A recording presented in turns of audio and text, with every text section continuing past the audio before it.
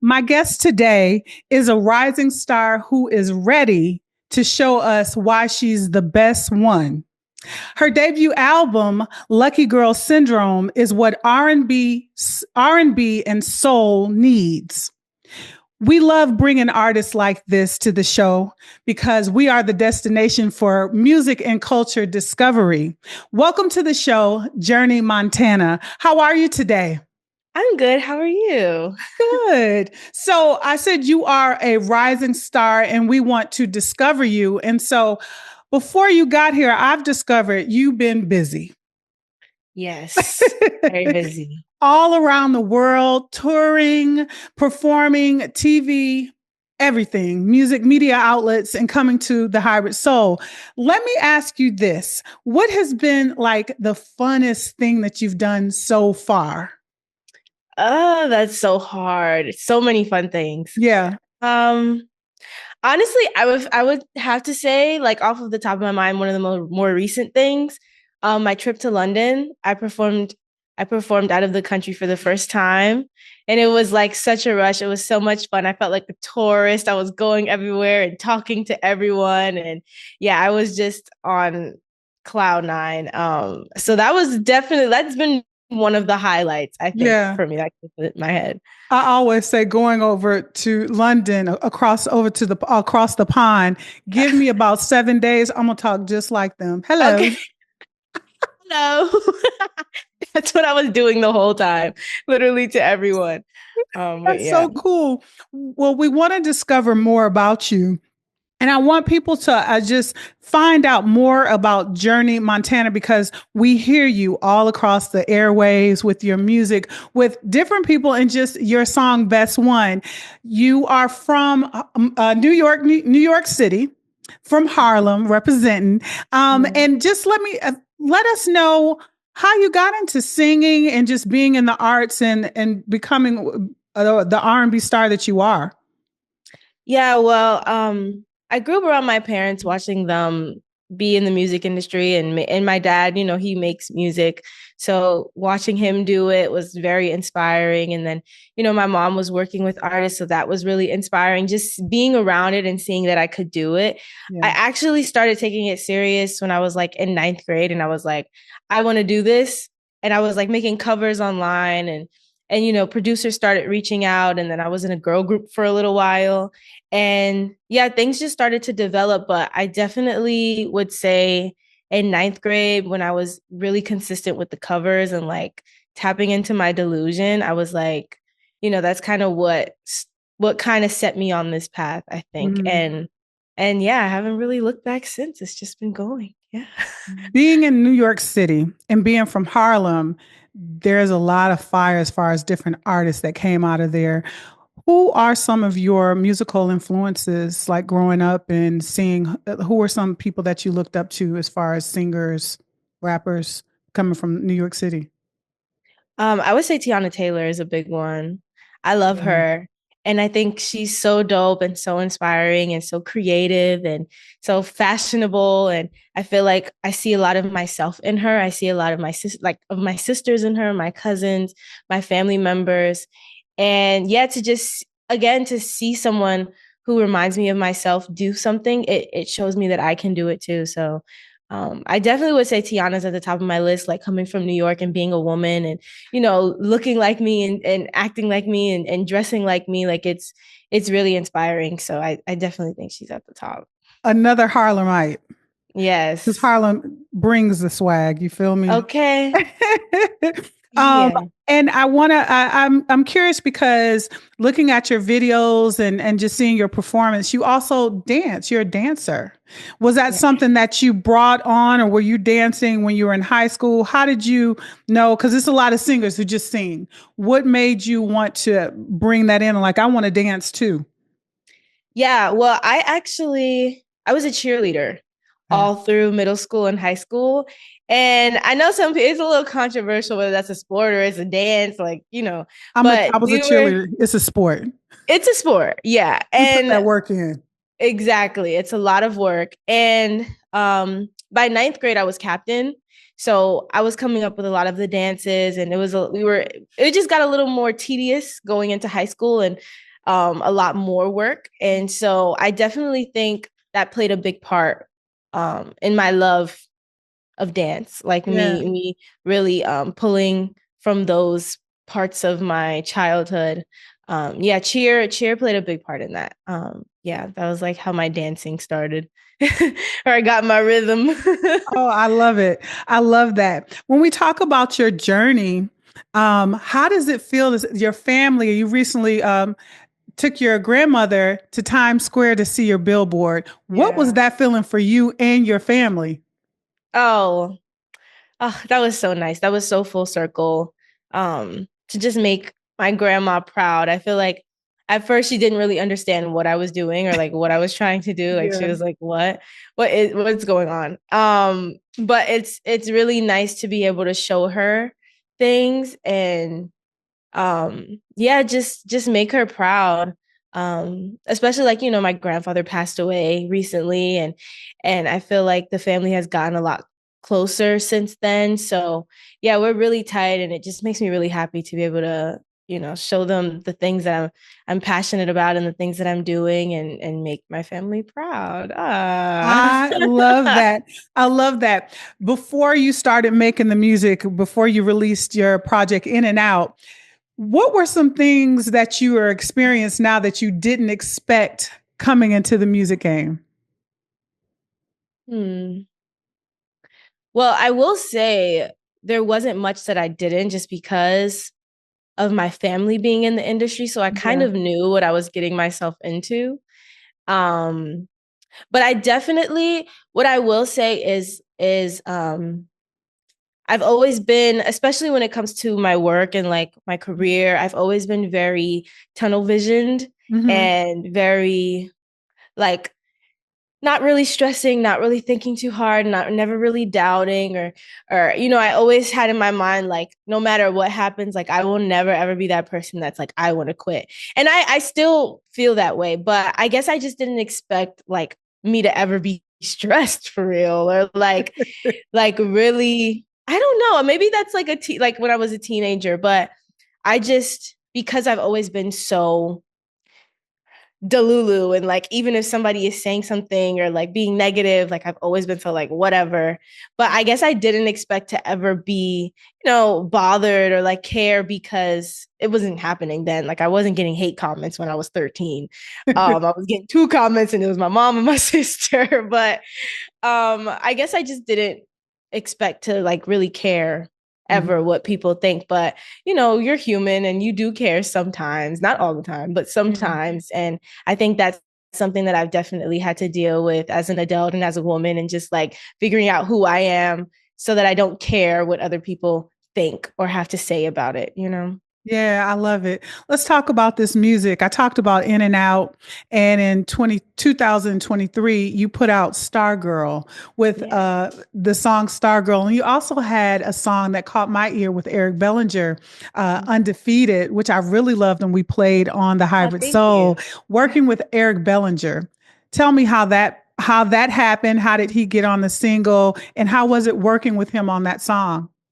Yeah, crazy.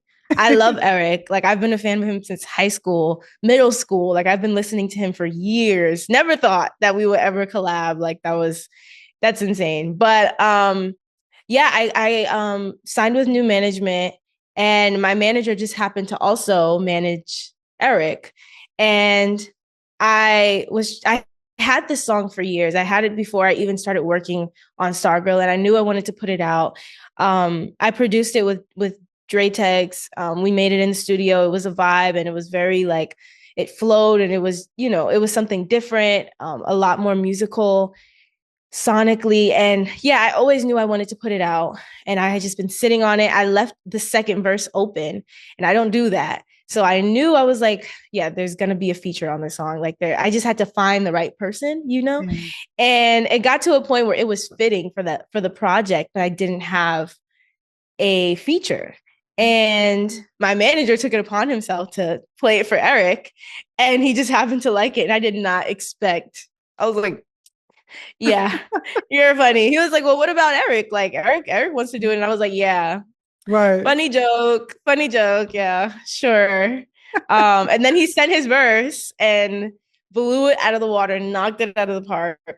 And yeah, I'm super grateful for that. I'm super grateful for him seeing the potential in the song, seeing the potential in me and his time and his energy and his talent.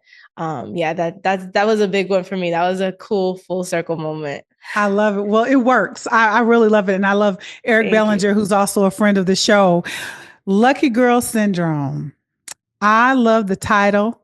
How did you come up with the title of Lucky Girl? Because I love clovers, so that automatically I was drawn to that title. Um, yeah, so basically the title came last. Like the title of the project was the last thing to come. I feel like it really ties into the concept of the entire album. I feel like I intentionally went into it wanting the project to have like an affirmation, positive undertone, not like the cringy affirmation music, but just like, more positive and more conscious about what you're saying and repeating and singing. I feel like when I first started making music, I wasn't making the most positive things. And, I just started seeing it manifest in my life.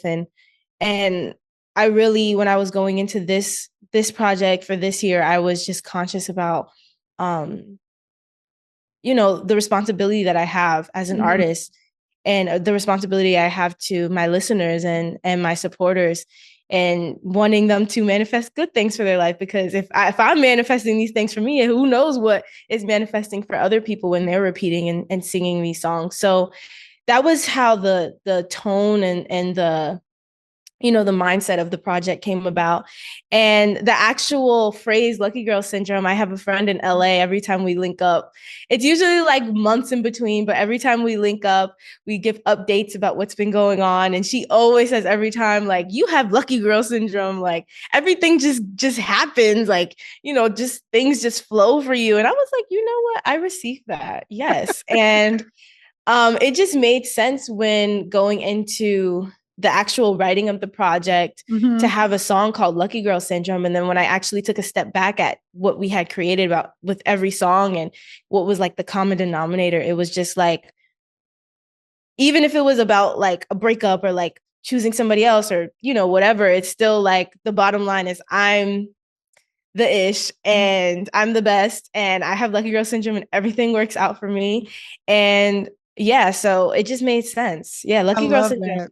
I love 2025. that. I'm receiving that. I'm receiving that. Yes. And speaking of Lucky Girl, you have the opportunity to work with the sound architect Camper, who I Yes. love, the Grammy Award winning producer For now. Camper. Yes. How has that experience been being in the studio with him, being under his tutelage? That's amazing because he's Yeah. worked with so many amazing people. One of my favorite songs that he won an award with Coco Jones, I See You, and now he gets the chance to work with Journey Montana.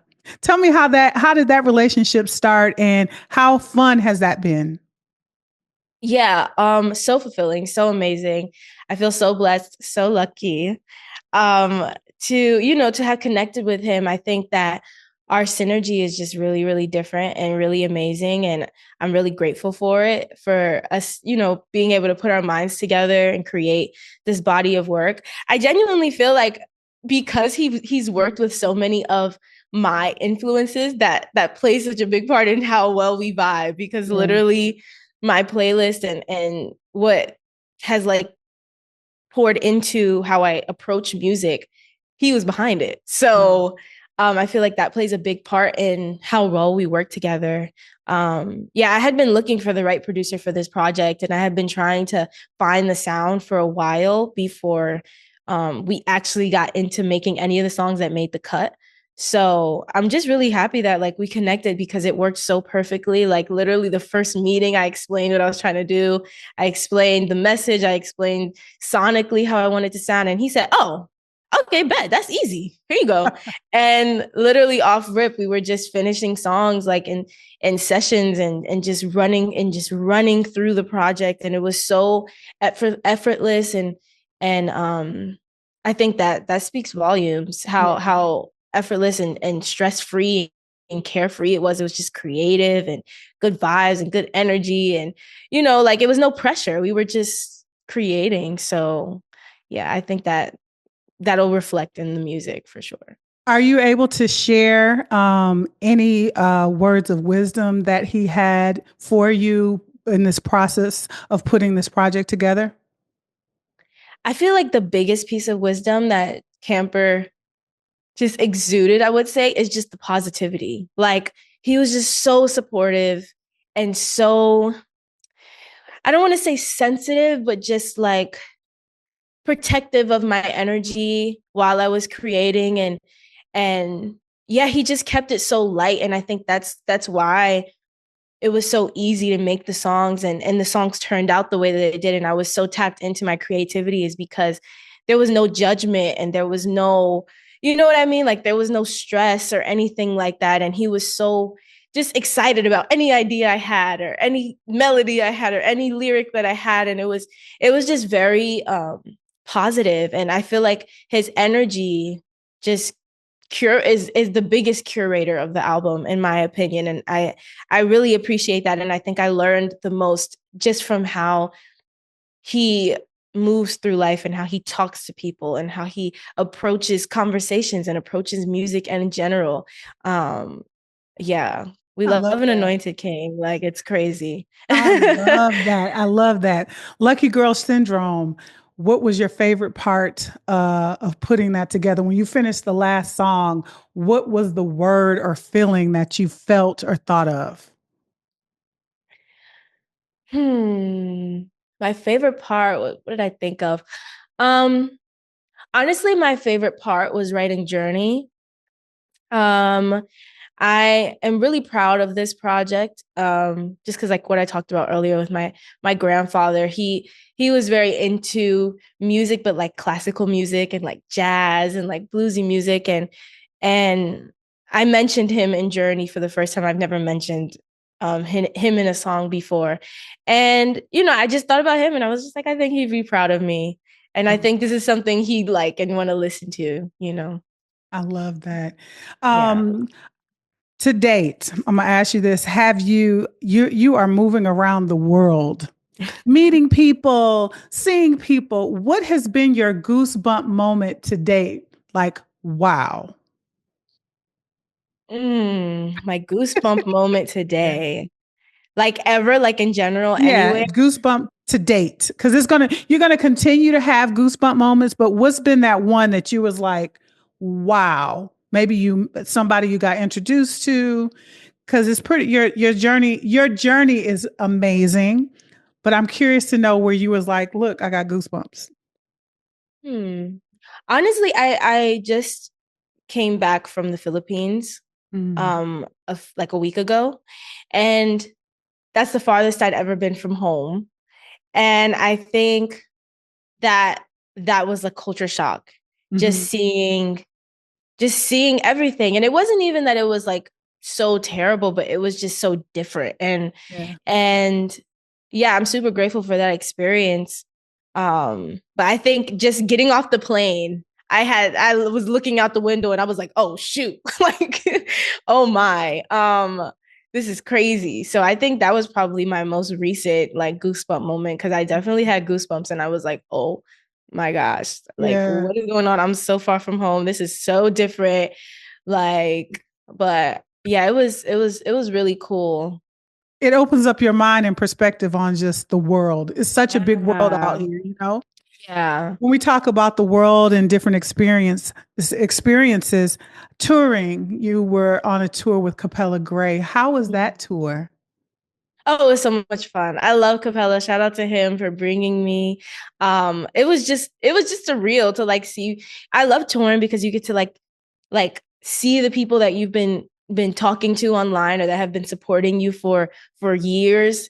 And yeah, it's just amazing, and it's surreal because a lot of the time it'll be a hundred on your phone, and it doesn't seem like that much, but seeing 100 people in real life singing all the words is Yeah. very different in person. So yeah, I'm just really grateful to Capella for bringing me and putting me on his album, because that was also amazing to see like his fans kind of being connecting the dots and like realizing I'm the person on the song, and getting to see us perform together and getting to see them sing the words and know the song. And it was just a 10 out of 10 experience. And yeah, I'm really, really happy about that and grateful for that, and excited for the next tour.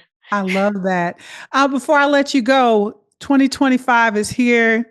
You got a project out, Girl Syndrome. What are some of Journey Montana's goals that she's going to accomplish in 2025? We're talking Grammy nominated. Okay. Yes.